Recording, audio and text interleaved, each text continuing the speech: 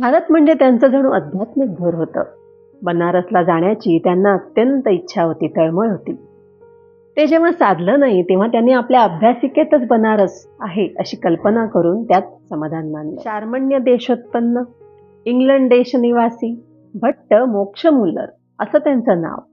खरं म्हणजे हा जर्मन माणूस. पण मग आपली ओळख अशी का बरं करून देत असे, हेच जाणून घेऊया आज पुस्तक दर्पणमध्ये. तेव्हा सुजाण वाचकांनो, पुस्तक दर्पणमध्ये मी प्राची दामले आपलं सहर्ष स्वागत करते.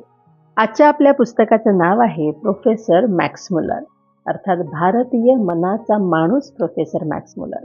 पुस्तकाच्या लेखिका आहेत तारा पंडित. नवचैतन्य प्रकाशन मुंबई यांचं हे प्रकाशन आहे. आपण ज्या आवृत्ती संदर्भात ती घेतलेली आहे ती 2000ची आहे. साधारण 210 पानांच्या या पुस्तकामध्ये मॅक्स मुलर, जर्मन तत्वज्ञ मॅक्स मुलर यांच्या जीवनाचा आलेख आपल्यासमोर मांडलेला आहे. आपल्या लेखिका या मॅक्स मुलर भवनाच्या सभासद. तिथे अभ्यास करताना मॅक्स मुलरांच्या वेगवेगळ्या वैशिष्ट्यांमुळे त्या भारावून गेल्या आणि मग अधिक संशोधन करून त्यांनी आपल्यासाठी भारतीय मनाच्या या माणसाचं चरित्र साकार केलं. या पुस्तकाला वर्णेकरांची प्रस्तावना आहे.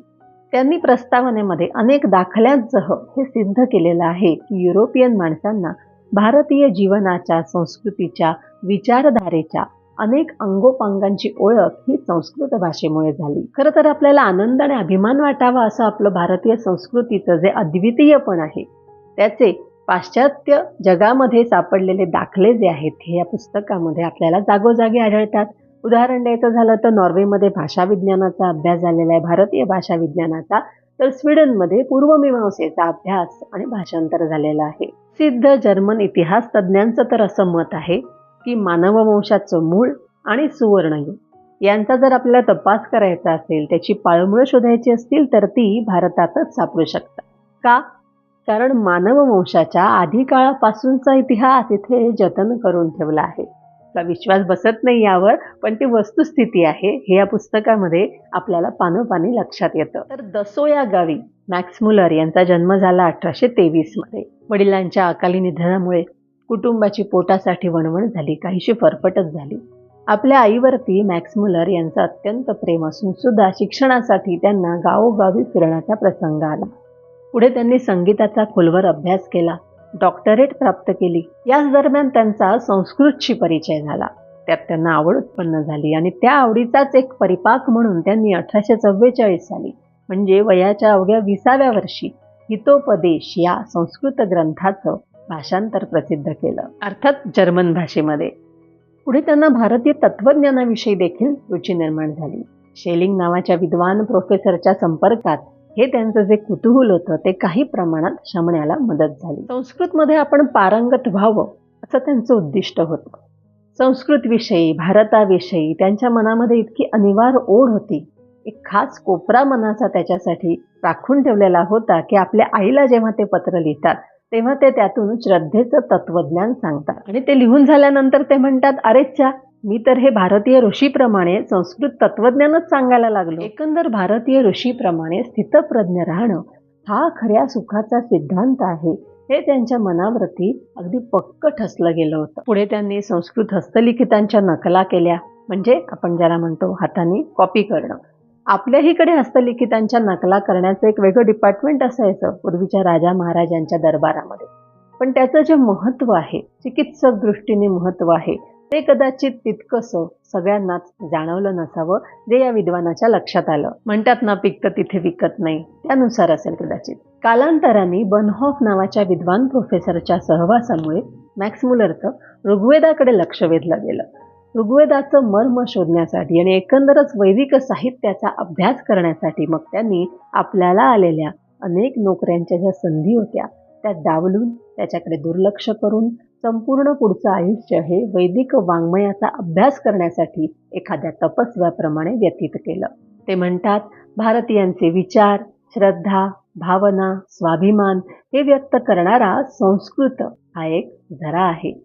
म्हणून इथे बोलण्याच्या भाषा अनेक आहेत, पण साहित्याची, नीतीची, धर्माची भाषा एकच, संस्कृत. भारतीयांना आपले बांधव समजणारा हा जर्मन पंडित आयुष्यभर आटोकाट प्रयत्न करत राहिला. कशासाठी? तर सर्व पाश्चात्यांच्या मनामध्ये भारतीयांविषयी प्रेम आणि आत्मीयता निर्माण करण्यासाठी त्यांनी आयुष्यभर भारतीयांसाठी सतत कार्य केलं. कशा प्रकारचं? तर भारतीय हिंदूंविषयी पाश्चात्यांच्या जगात जे गैरसमज होते ते दूर करण्यासाठी कार्य केलं. भाषा विज्ञानाचा अभ्यास आणि प्रसार केला. वेदांचा अर्थ, भाषाशास्त्राविषयी लेखन, एकंदरच भारतीय संस्कृतीची जी मूल्य आहेत त्यांचा प्रसार करण्यासाठी या माणसांनी अविरत मेहनत केली. या पुस्तकामध्ये त्यांच्या एका चॅप्टरचा उल्लेख आहे, the truthful character of the Hindus. आपण मुळात पुस्तकात याविषयी जरूर वाचा. With the Hindus philosophy is life in its full earnest. पुढे विजयनगरच्या महाराजांनी ऋग्वेदाचे 4 मोठे मोठे खंड लिहिण्यासाठी मॅक्स मुलर यांना अर्थसहाय्य देऊ केलं. हा एवढा सगळा खटाटोप करण्यामागे त्यांचा हेतू तरी काय होता? म्हणजे भारतीय संस्कृतीचं प्रेम हे तर त्यामागची धारणा होती. ते म्हणतात की मला नाही पण माझ्या पुढच्या पिढ्यांना याचा उपयोग होऊ शकेल. म्हणजे बघा, भारतामध्ये जन्माला न येऊन सुद्धा भारतीय तत्वज्ञान त्यांनी अंगी कसं बाणवलं होतं याचं हे निदर्शक म्हणावं लागेल. थांबा, त्यांचं लेखन कार्य हे ऋग्वेदापुरतं मर्यादित नाहीये. Sacred books of the east या पुस्तकाचे, या विषयावरच्या पुस्तकाचे त्यांनी किती खंड प्रकाशित केले असतील म्हणता? 1, 2, 3, 4 नाही, तब्बल 50 खंड त्यांनी या पुस्तकाचे प्रकाशित केले. अभिमानाची गोष्ट तर पुढेच आहे. या 50 पैकी 31 खंड हे फक्त भारताविषयीच्या माहितीचे आहेत. खरोखर हे पुस्तक वाचताना आपल्याला सतत आश्चर्य वाटत राहतं, अप्रूप वाटत राहतं की हा माणूस घडला तरी कसा होता? भारताविषयी इतकं प्रेम असणारा. आता आपण पुनर्जन्माच्या सिद्धांतावर विश्वास ठेवणारे जर असाल तर असं म्हणू शकता की गेल्या जन्मी तो भारतातलाच असला पाहिजे.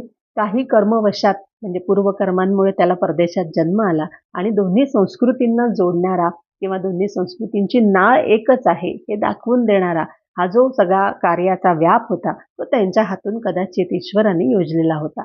जाता जाता महत्वाचं, प्रोफेसर मॅक्स मुलर भाषेविषयी काय म्हणतात? म्हणजे संस्कृतवर त्यांचं प्रेम होतंच निर्विवाद, पण एकंदर भाषेविषयी ते म्हणतात की भाषा म्हणजे मानवी मनाचं आत्मचरित्र आहे. किती सुंदर विचार आहे ना हा. हे आणि असे अनेक विचार म्हणजे एखाद्या तत्वचिंतकाप्रमाणे मांडलेले विचार आपल्याला या पुस्तकात वाचायला मिळतील. तेव्हा भारतीय मनाच्या या जर्मन माणसाचं हे चरित्र आपण जरूर वाचा आणि हे चरित्र वाचल्यानंतरचा आपला अभिप्राय आम्हाला जरूर कळवा. तोपर्यंत इथेच थांबते आणि आपला निरोप घेते. वाचकांनो, तुमचं प्रोत्साहनच असंच काम करत राहण्याची आम्हाला शक्ती देईल. त्यामुळे शेअर, लाईक, सबस्क्राईबचं टॉनिक तुम्ही आम्हाला जरूर द्याल अशी खात्री आहे.